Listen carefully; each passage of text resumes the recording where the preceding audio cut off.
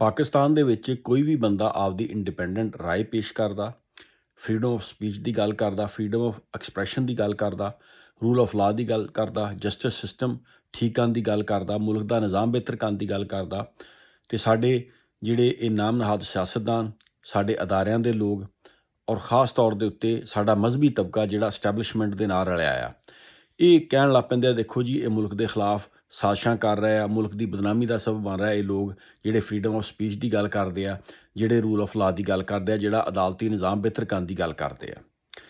Freedom of speech, ਅਦਾਲਤਾਂ ਦਾ ਨਿਜ਼ਾਮ ਬਿਹਤਰ ਕਰਨਾ, ਜਾਂ ਅਗਰ ਕੋਈ ਬੰਦਾ ਹੱਕ ਸੱਚ ਦੀ ਗੱਲ ਕਰੇ, ਇਹਨਾਂ ਮੁਲਕ ਦੀ ਬਦਨਾਮੀ ਨਹੀਂ ਹੁੰਦੀ, ਬਲਕਿ ਮੁਲਕ ਦੀ ਬਿਹਤਰੀ ਹੁੰਦੀ ਆ।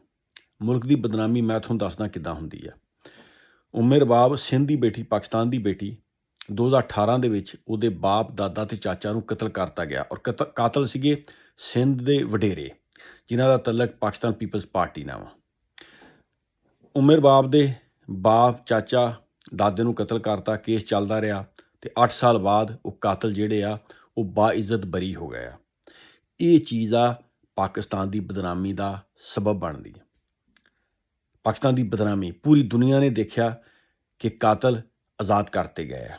ਦੱਸੋ ਕਿ ਜਿਸ ਮੁਲਕ ਦੇ ਵਿੱਚ ਅਦਾਲਤੀ ਨਿਜ਼ਾਮ ਇੱਦਾਂ ਦਾ ਕਰਪਟ ਹੋ ਚੁੱਕੇ ਕਿ ਕਿਸੇ ਤਾਕਤਵਰ ਨੂੰ ਸਜ਼ਾ ਨਹੀਂ ਮਿਲ ਸਕਦੀ, ਵਡੇਰੇ, ਜਗੀਰਦਾਰ, ਨਵਾਬ, ਸਰਕਾਰੀ ਅਫਸਰਾਨ, ਸਿਆਸਤਦਾਨ, ਇਹ ਬਰੀਓ ਜ਼ਿੰਮਾਵਾਂ, ਇਹ ਕਾਨੂੰਨ ਤੋਂ ਉੱਤੇ ਆ, ਆਈਨ ਤੋਂ ਉੱਤੇ ਆ, ਇਹਨਾਂ ਨੂੰ ਸਜ਼ਾ ਨਹੀਂ ਮਿਲ ਸਕਦੀ, ਜਿਹੜਾ ਮਰਜ਼ੀ ਜੁਰਮ ਕਰਨ, ਜੋ ਮਰਜ਼ੀ ਕਰਨ।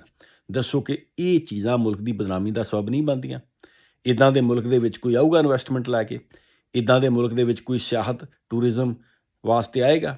ਇੱਦਾਂ ਦੇ ਮੁਲਕ ਦੇ ਵਿੱਚ ਕੋਈ ਆਏਗਾ ਸੈਰੋ ਤਫਰੀਹ ਕਰਨ ਵਾਸਤੇ, ਕੋਈ ਜਾਇਦਾਦ ਖਰੀਦਣ ਵਾਸਤੇ, ਬਿਜ਼ਨਸ ਕਰਨ ਲਈ, ਕਾਰੋਬਾਰ ਕਰਨ ਲਈ?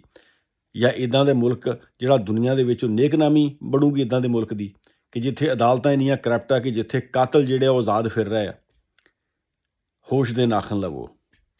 ਇਹ ਬਦਨਾਮੀ ਦਾ ਸਬਬ ਬਣਦੀਆਂ ਇਹ ਚੀਜ਼ਾਂ।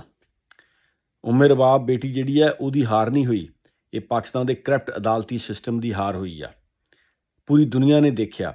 ਯਕੀਨ ਕਰੋ ਕਿ ਅਗਰ ਇਹ ਕਤਲ ਕਿਸੇ ਮੁਹੱਜ਼ਬ ਮੁਆਸ਼ਰੇ 'ਚ ਹੋਏ ਹੁੰਦੇ ਨਾ, ਭਾਵੇਂ ਬੇਸ਼ੱਕ ਗੈਰ ਮੁਸਲਿਮੀ ਮੁਆਸ਼ਰਾ ਹੁੰਦਾ, ਅਤੇ ਇਹ ਕਾਤਲ ਜਿਹੜੇ ਆ ਇਹਨਾਂ ਨੂੰ ਸਜ਼ਾ ਮਿਲ ਜਾਣੀ ਸੀਗੀ ਉਸ ਮੁਲਕ ਦੇ ਕਾਨੂੰਨ ਦੇ ਮੁਤਾਬਕ।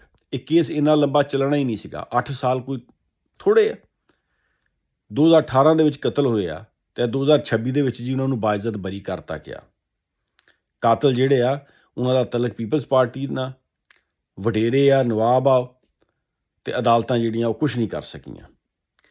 ਇਹ ਆ ਪਾਕਿਸਤਾਨ ਦੀ ਬਦਨਾਮੀ ਦਾ ਸਬਬ। ਹੁਣ ਜਿਹੜਾ ਫੈਸਲਾ ਵੀ ਜਾਊਗਾ, ਪਾਕਿਸਤਾਨ ਦੀ ਅਦਾਲਤਾਂ ਦੀ ਕੀ ਵੁਕਤ ਰਹਿ ਗਈ ਆ, ਸਾਡੇ ਅਦਾਲਤੀ ਸਿਸਟਮ ਦੀ ਕੀ ਵੁਕਤ ਰਹਿ ਗਈ ਆ। ਅੱਲਾਹ ਤਾਲਾ ਸਾਡੇ ਮੁਲਕ 'ਤੇ ਰਹਿਮ ਕਰੇ। ਇਹ ਆ ਪਾਕਿਸਤਾਨ ਦੀ ਬਦਨਾਮੀ ਦਾ ਸਬਬ ਚੀਜ਼ਾਂ।